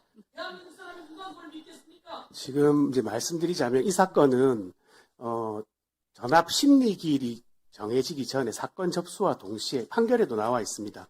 접수와 동시에 빠른 시간 내에 대법관들이 1심, 2심 판결문과 상고이유서 접수되자마자 상고이유서 다 검토를 하고 되어 그러니까 있습니다. 여러분이 잘못한 거죠. 그러니까 여러분이 오버한 거죠. 여러분이 절차를 지키지 않은 거잖아요.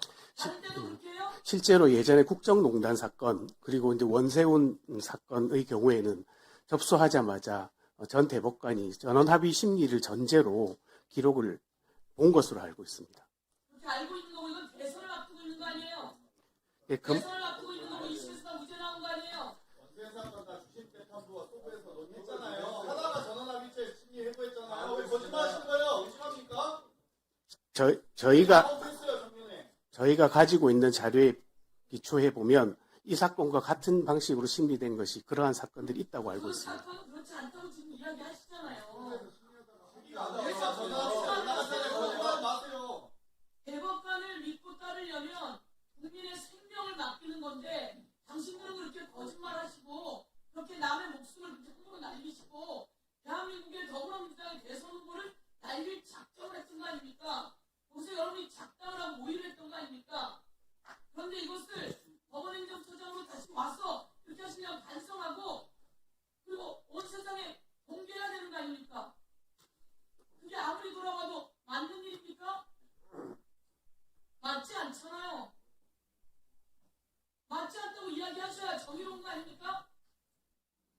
실망입니다. 감사합니다. 네, 김용민 의원님 발언해 주십시오. 네, 지금 오늘 이렇게 법사위회를 쭉 보신 국민들께서는 이미 판단을 하셨을 것 같습니다. 지금 법원행정처장이 오늘 이 자리에 왜 와 있는지 도저히 모르겠다.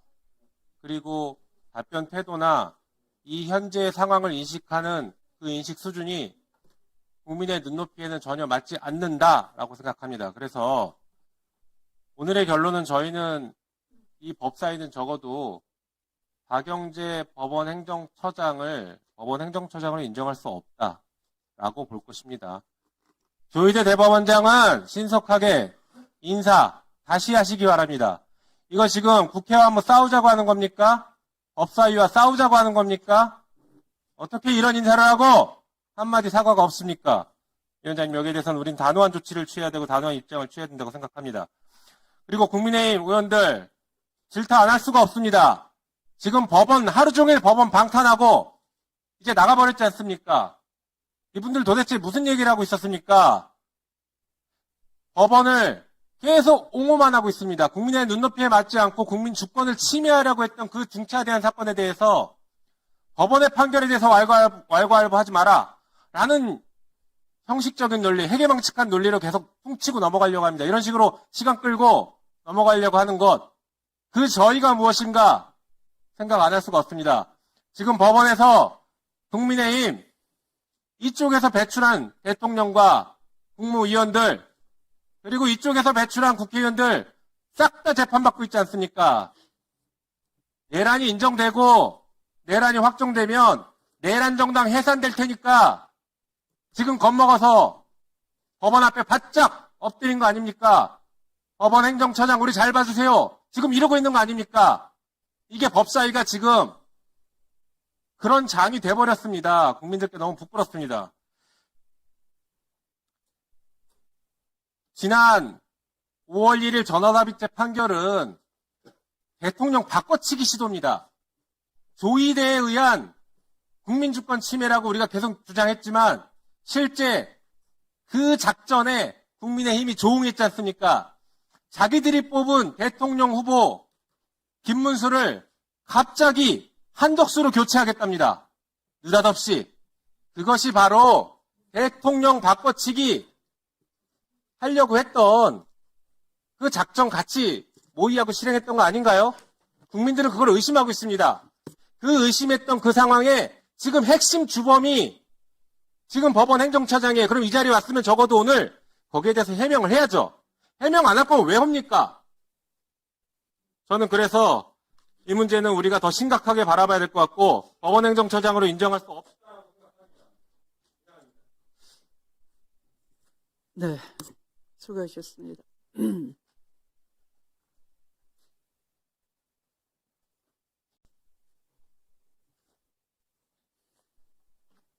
법원행정처장님, 네.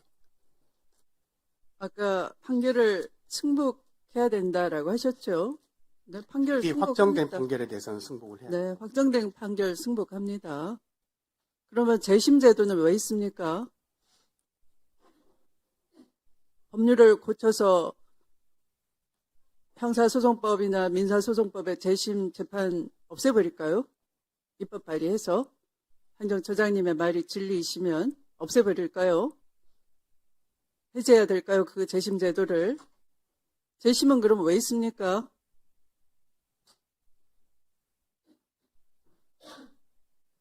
수사 날조, 증거 조작 그런 거 있을 수 있죠? 허다에 있는 거죠.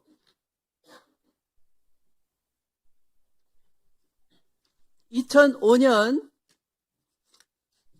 법원이 특히 공안 사건, 국정원, 과거 안기부 또는 경찰이 또는 검찰이 강압수사, 증거조작, 날조수사를 해서 인권 침해를 하고 판결이 논리 모순으로 가득 찼을 때 그런 암울한 과거가 있었습니다. 군부 독재 시절. 네. 그런 과거사를 재조명해보자 해서 200건 이상이 이건 판결이 분명히 문제가 있다라고 본 적이 있죠. 그때가 대법원장이 성함이 누구십니까? 이용훈 대법원장님이십니다. 네. 기억하시죠? 그건 바로 법원 스스로가 승복할 판결이 아니다. 다시 들여다보자 했다는 거죠.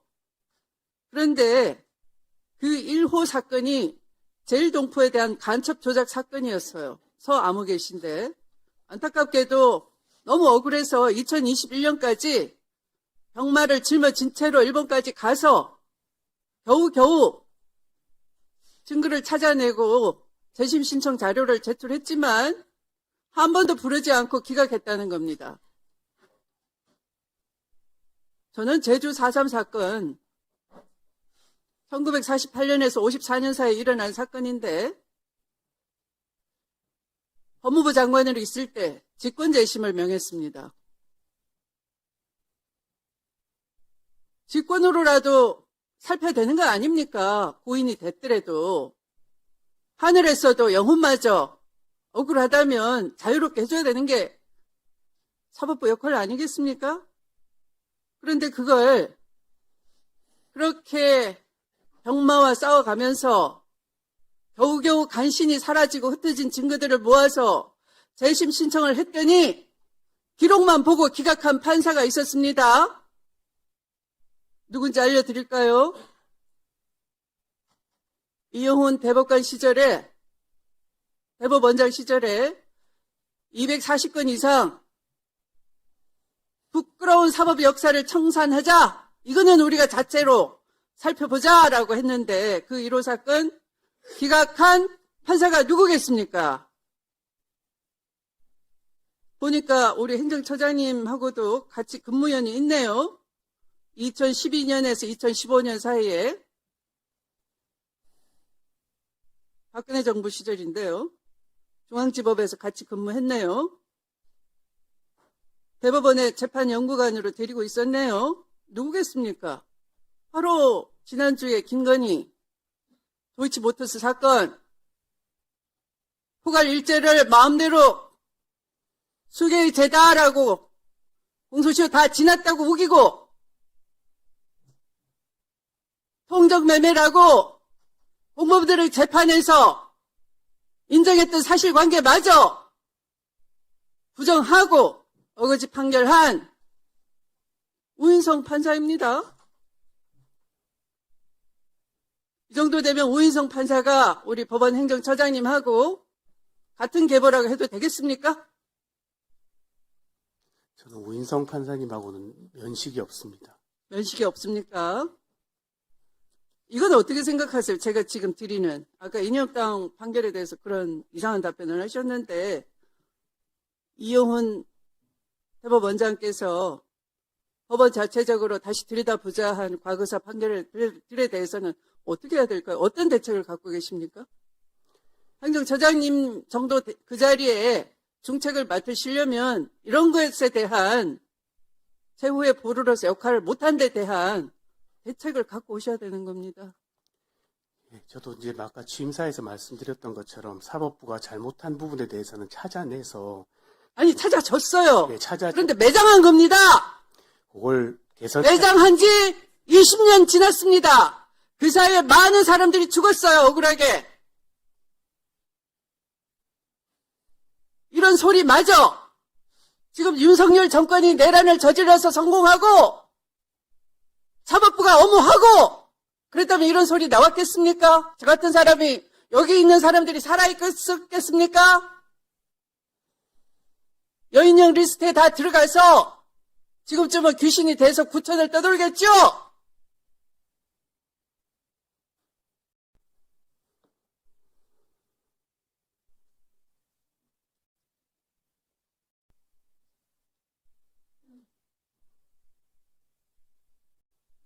희대의 부조리라는 그런 말씀 듣고 아무 감정이 안 드십니까? 전혀 공감이 안 생기십니까? 창피하지 않으십니까? 무참하지 않으십니까? 말하는 저희들로서는 그런 말 하면서 이런 말까지 해야 되나? 그런 생각 안 들겠습니까? 고친 말을 하고 싶겠습니까?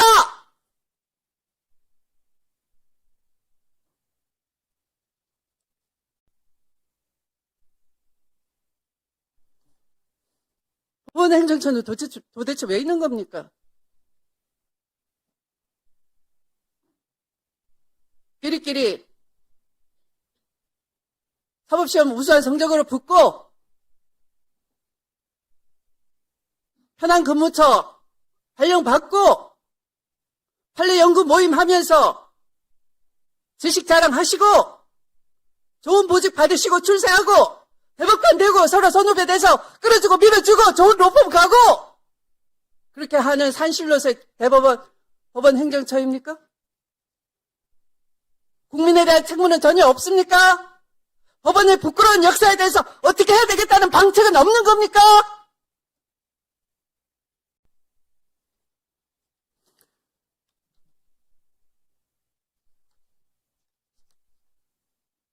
사법개혁을 촉구하면 사법부 독립을 침해한다는 아우성만 치면 되는 겁니까?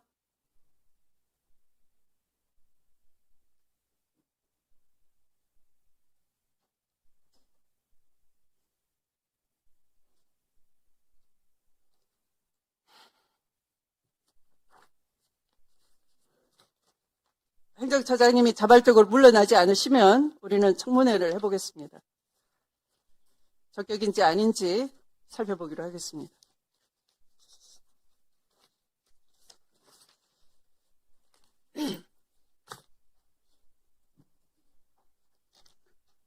더 이상 토론하실 위원님이 안 계시면 토론을 종결토록 하겠습니다. 그렇게 할까요?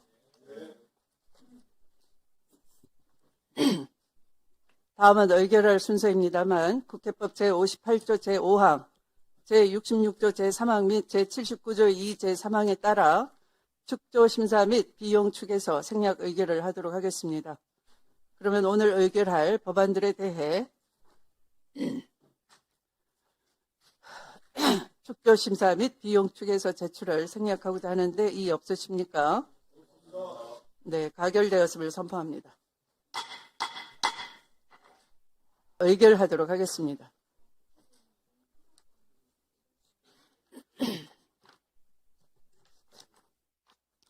먼저 의사일정 제3항 공탁법 일부 개정 법률안은 소위원회에서 심사 보고한 바와 같이 수정한 부분은 수정한 대로, 그 외의 부분은 원한 대로 의결하고자 하는데 이의 없으십니까? 네, 가결되었음을 선포합니다. 다음 의사일정 제4항부터 제9항까지 법률안은 소위원회에서 심사 보고한 바와 같이 각각 본회의에 부의하지 아니하고 이를 통합 조정한 의사일정 제10항 민법 일부 개정 법률안 대안을 제안하고자 하는데 이의가 없으십니까? 네, 가결되었음을 선포합니다. 다음 의사일정 제11항부터 제16항까지 법률안은 소위원회에서 심사 보고한 바와 같이 각각 본회의에 부의하지 아니하고 이를 통합 조정한 의사일정 제17항 법원조직법 일부 개정 법률안 대안을 제안하고자 하는데 이의가 없으십니까? 가결되었음을 선포합니다. 다음 의사일정 제18항부터 제27항까지 법률안은 소위원회에서 심사 보고한 바와 같이 각각 본회의에 부의하지 아니하고 이를 통합 조정한 의사일정 제28항 각급 법원의 설치와 관할 구역에 관한 법률 일부 개정 법률안 대안을 제안하고자 하는데 이의가 없으십니까? 가결되었음을 선포합니다. 다음 의사일정 제29항부터 제31항까지 법률안은 소위원회에서 심사 보고한 바와 같이 각각 본회의에 부의하지 아니하고 이를 통합 조정한 의사일정 제32항 민사소송법 일부 개정 법률안 대안을 제안하고자 하는데 이의가 없으십니까? 가결되었음을 선포합니다. 다음 의사일정 제33항부터 제35항까지 법률안은 소위원회에서 심사 보고한 바와 같이 각각 본회의에 부의하지 아니하고 이를 통합 조정한 의사일정 제36항 민사집행법 가결되었음을 선포합니다. 다음 의사일정 제37항 소액사건 심판법 일부 개정 법률안은 소위원회에서 심사 보고한 바와 같이 수정한 부분은 수정한 대로, 그 외의 부분은 원한 대로 의결하고자 하는데 이의가 없으십니까? 가결되었음을 선포합니다. 다음 의사일정 제38항부터 제40항까지 법률안은 소위원회에서 심사 보고한 바와 같이 각각 본회의에 부의하지 아니하고 이를 통합 조정한 의사일정 제41항 중재법 일부 개정 법률안 대안을 제안하고자 하는데 이의가 없으십니까? 가결되었음을 선포합니다. 다음 의사일정 제42항부터 제45항까지 법률안은 소위원회에서 심사 보고한 바와 같이 각각 본회의에 부의하지 아니하고 이를 통합 조정한 의사일정 제46항 선박 소유자 등의 책임 제한 절차에 관한 법률 일부 개정 법률안 대안을 제안하고자 하는데 이의가 없으십니까? 가결되었음을 선포합니다. 다음은 의사일정 제47항 행정소송법 일부 개정 법률안은 소위원회에서 심사 보고한 바대로 우리 위원회 안으로 제안하고자 하는데 이의가 없으십니까? 네, 가결되었음을 선포합니다. 다음 의사일정 제48항 질서위반 행위규제법 일부 개정 법률안은 소위원회에서 심사 보고한 대로 우리 위원회 안으로 제안하고자 하는데 이의가 없으십니까? 가결되었음을 선포합니다. 오늘 의결한 안건의 자구 정리 등에 관한 사항은 위원장에게 위임해 주시기 바랍니다. 이상으로 오늘 회의를 마치기 전에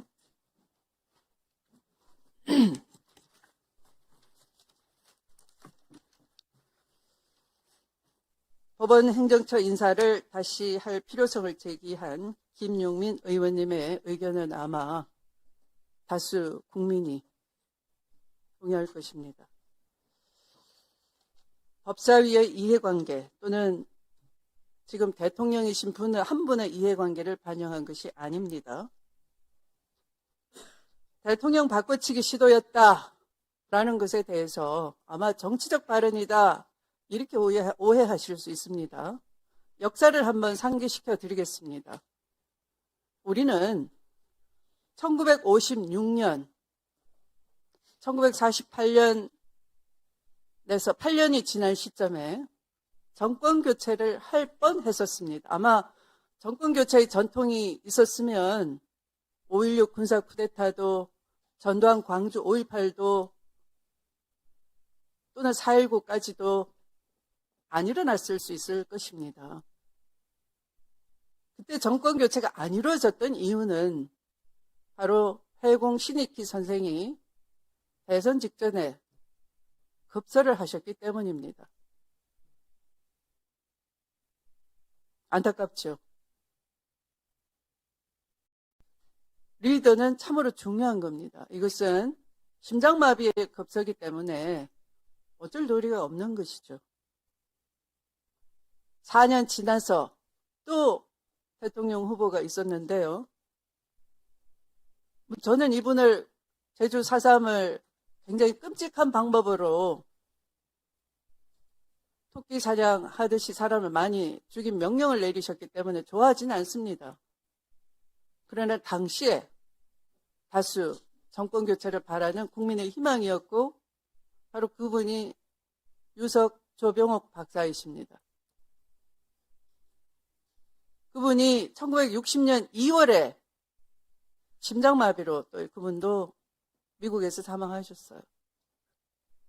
두 번이나 정권 교체할 만한 기량 있는 인재를 잃은 겁니다. 생물학적으로. 어쩔 수 없이. 4.19가 일어났고 연달아 5.16이 일어나서 독재가 시작됐습니다. 후진국형 독재인 것이죠. 혹자는 이것이 산업화의 기적을 이루었다라고 역사 속에 많은 용서를 하고 칭찬도 하십니다만 아마 우리의 국민성이 흥이 많고 머리가 좋고 창의력이 뛰어나기 때문에 제도가 민주주의였다면 빨리 각 지역의 특색을 살린 지방자치도 빨리 이루어졌을 것이고 경찰 제도도 검찰 제도도 선진국형으로 빨리 더 획기적인 발전을 이뤄낼 수 있었을 것입니다. 군사 독재를 하는 통에 군사 독재에 협조한 검찰은 수사권뿐만 아니라 영장에 대한 독점권마저도 가질 수가 있게 됐습니다. 이번의 이재명 후보에 대한 파기환송 판결은 이번 대선과 관련한 위반 행위가 아니었습니다. 이미 낙선한 후보의 지난 선거에 있어서 어떤 특정인을 대상해서 토론에 있었던 아느냐 모르느냐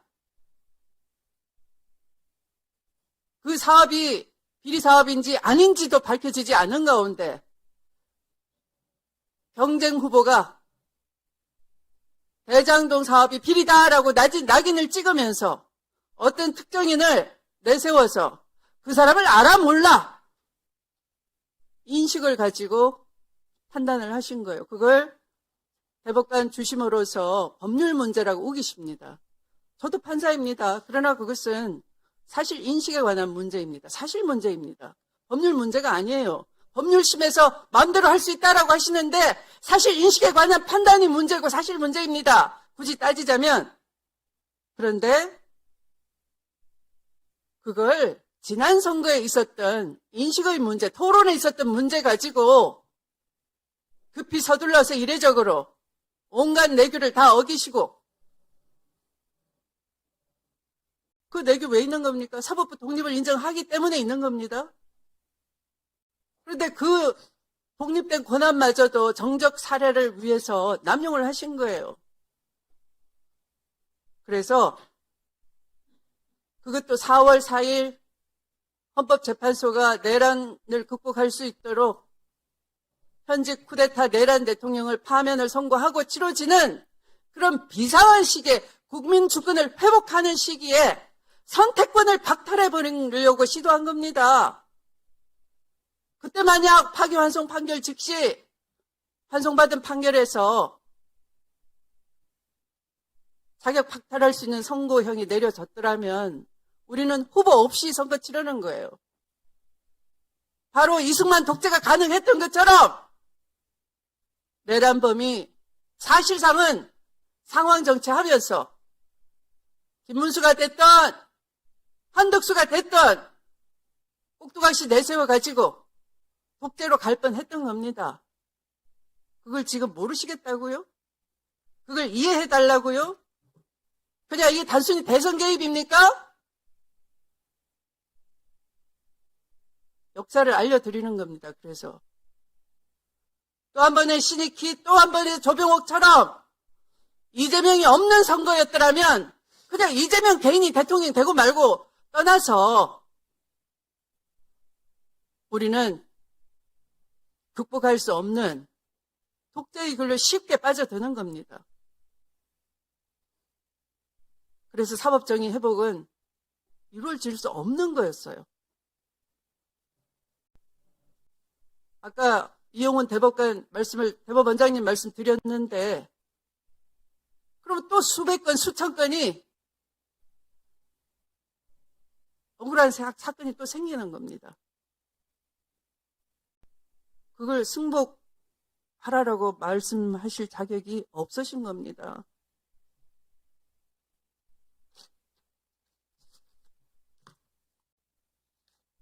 하도 기가 차서 드리는 말씀입니다. 전혀 공감을 하시는 눈치가 아니셔서 어쩌면 저리도 눈치가 없나 하도 개의해서 마지막 잔소리를 좀 했습니다. 듣기 거북하셨겠지만 다시 한번 숙고해 보시기 바랍니다.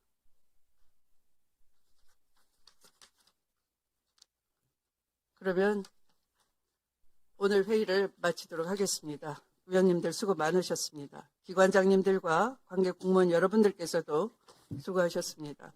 일요일인 2026년 5월 29일까지로 연장하는 것을 우리 위원회의 의결로서 요구하고자 하는데 이의가 없으십니까? 네, 이의가 없으므로 가결되었음을 선포합니다. 다음 의사일정 제2항 증인 고발의 건을 상정합니다. 이 안건은 국회에서의 증언 감정 등에 관한 법률 제14조 제15조에 따라 2025년 9월 22일 검찰개혁 입법청문회와 10월 23일 서울고검 등에 대한 국정감사에 출석한 엄희준 증인의 위증에 대해 고발하고자 하는 것입니다. 엄희준 증인은 첫째로 25년 9월 22일에 법사위의 검찰개혁 입법청문회에서 또 2025년 법사위 국정감사에서도 일방적인 지시는 하지 않았고 주인검사의 의견을 들었다라는 취지로 증언한 바 있습니다. 그런데 25년 9월 24일의 언론보도에 따르면 당시 엄희준 부천지청장은 검사 메신저를 통해서 쿠팡 무혐의를 지시했다라는 내용이 확인됐습니다. 둘째, 어미준 증인은 25년 9월 22일 법사위 검찰개혁 입법 청문회에서 25년 2월 21일 가장 사건 내용을 잘 아는 주임검사에게 증거관계를 들었다라는 취지로 증언을 했습니다. 그러나 25년 10월 23일 법사위 국정감사에 출석한 문지석 검사의 증언에 따른다면 당시 주임검사인 신가영 검사는 정기 인사로 인해 사건을 맡은 지 보름여밖에 되지 않은 상태였습니다. 셋째, 어미준 증인은 25년 10월 23일 법사위 국정감사에서 3월 5일 문지석 부장이 무혐의 하는 것에 동의한다라는 취지로 증언을 했습니다. 그러나 25년 10월 23일 문지석 검사는 법사위 국정감사보다 앞선 25년 10월 15일 기후노동위 국정감사에서 불기소 처분에 동의하지 않다라는 취지로 증언한 바 있습니다. 자세한 내용은 배부해 드린 자료를 참고해 주시기 바랍니다. 이 안건에 대해 의견 있으신 위원님 계십니까?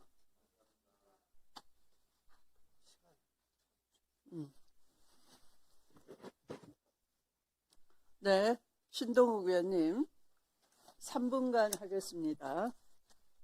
예, 지금 어미준 정인에 대한 위정 고발 사유를 보면 이런 걸 가지고 어떻게 위정으로 고발을 할 수가 있겠습니까? 첫 번째가 일방적 지시하지는 않았고 주임검사 의견을 들었다고 했는데 언론 보도에 따르면이라고 하는데 우리 국회가 언론 보도를 가지고 위정을 판단하는 것 자체가 있을 수 없습니다. 언론 보도도 오보도 많고 또 언론 매체에 따라서 여러 가지 다양한 의견을 개진하는 경우 많은데 언론 보도를 가지고 위정한다. 이거는 제가 상식적으로 좀 맞지가 않고 두 번째, 신가영 검사가 사건 맡은 지 보름여밖에 안 되는데 어떻게 사건 내용을 잘 아는 주임 검사에게 증거관계 들었다라는 것이 말이 되느냐 이제 이런 취지로 위정이라고 그러는데 사건 맡은 지 보름밖에 안 되면 잘 모릅니까? 제가 검사 안 해봐서 모르겠는데 적어도 제 경험으로는 보름 정도면 중요한 사건은 수사를 안 했다고 하더라도 그동안 수사해 놓은 거 보면 사실관계를 파악하는 데는 너무나 충분한 시간이라고 생각을 하고 그래서 이런 아주 추상적인 걸 가지고 위정을 고발한다는 거 있을 수 없다고 생각을 하고요. 세 번째는 어미준 증인보다 먼저 나온 문지석 검사가 기후노동위 국정감사에서 동의하지 않았다라는 취지로 증언했는데 그 다음에 나온 어미준 증인이 무혐의하는 것에 동의했다라는 취지로 증언했다고 그러는데 그럼 문지석 검사와 어미준 증인의 증언이 다른 것 아니겠습니까? 그런데 일방적으로 문지석 검사의 말은 맞고 어미준 증인의 증언은 위정이다라고 하는 그런 단정적인 판단을 할 수가 있습니까? 그래서 결론적으로 이 세 가지 위정의 그 이유를 보면 단 하나도 위정을 했다라고 확실한 게 없습니다. 근데 어떻게 위정으로 저희가 고발을 합니까? 저는 절대 이런 식의 위정 판단은 우리 국회에서 해서는 안 된다고 생각합니다. 이상입니다. 네, 김용민 의원님. 네, 뭐 잘 아시는 것처럼 어미준 검사가 이 국정감사랑 청문회에 와서 매우 뻔뻔하게 거짓말을 했고 그와 반대로 문지석 당시 부장검사는 법사위 그리고 그 기후환경노동위원회에서 정말 직을 걸고 용기 있게 진술을 했습니다. 그 진술의 답변 태도나 내용들 구체적인 정황들을 보면 누가 보더라도 거짓말을 누가 하고 있는지는 사실 국민들께서 판단이 끝났다고 생각합니다.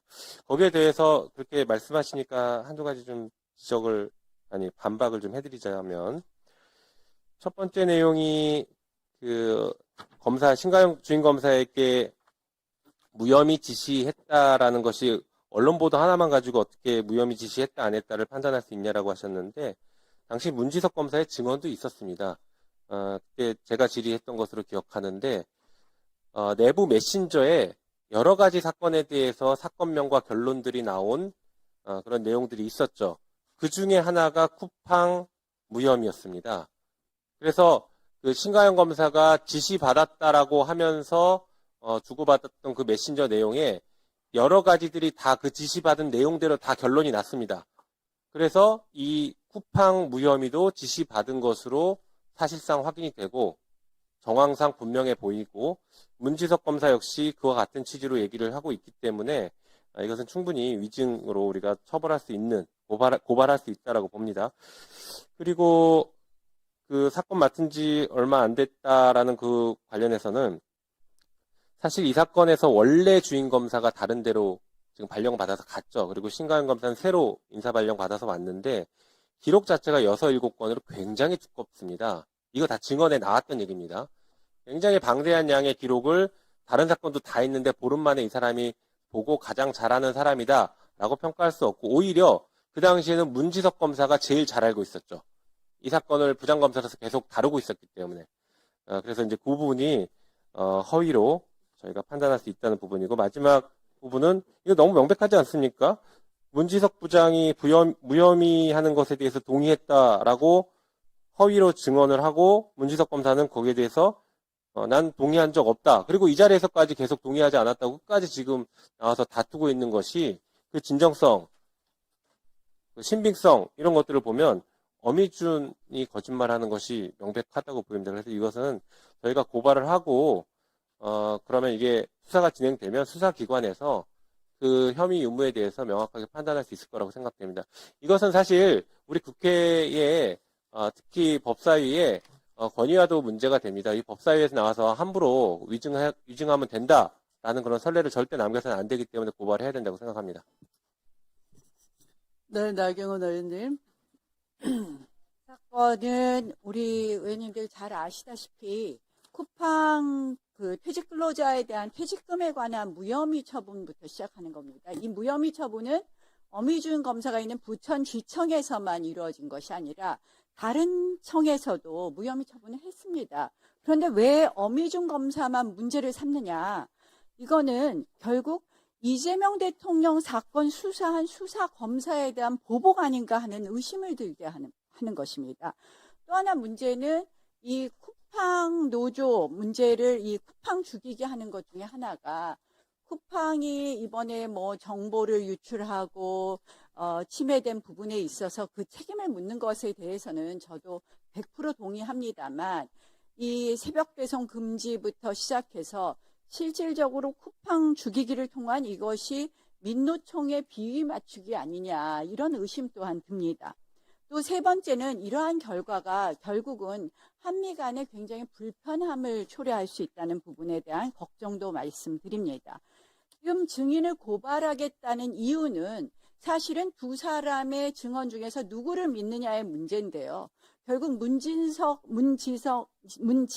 검사의 증언을 믿는다면 이것을 고발하는 것이 맞겠지만 이 보면은 어느 누구의 증언을 믿느냐의 문제입니다. 그래서 우리가 함부로 어미준 검사를 이렇게 고발하는 것은 지금 현재 특검의 수사가 진행되고 있는데 이 부당한 압력이 될 수도 있다. 그리고 아까 말씀드린 것처럼 이 쿠팡 노조의 문제가 시작된 것은 실질적으로 민노총에서 쿠팡 노조가 탈퇴한 이후부터 시작이 되었습니다. 그래서 사실 지난 작년에 민주당은 새벽 배송 금지로까지 확대하다가 여론이 나빠지니까 이것을 걷어들였습니다. 결국 이런 어떻게 보면 과도한 쿠팡 때려잡기가 최근에 김민석 총리가 미국을 방문했을 때 벤스 부통령의 우려에도 보이는 것입니다. 저희가 잘못된 부분에 있어서는 쿠팡을 질책해야 되겠지만 이러한 과도한 때려잡기로 인해서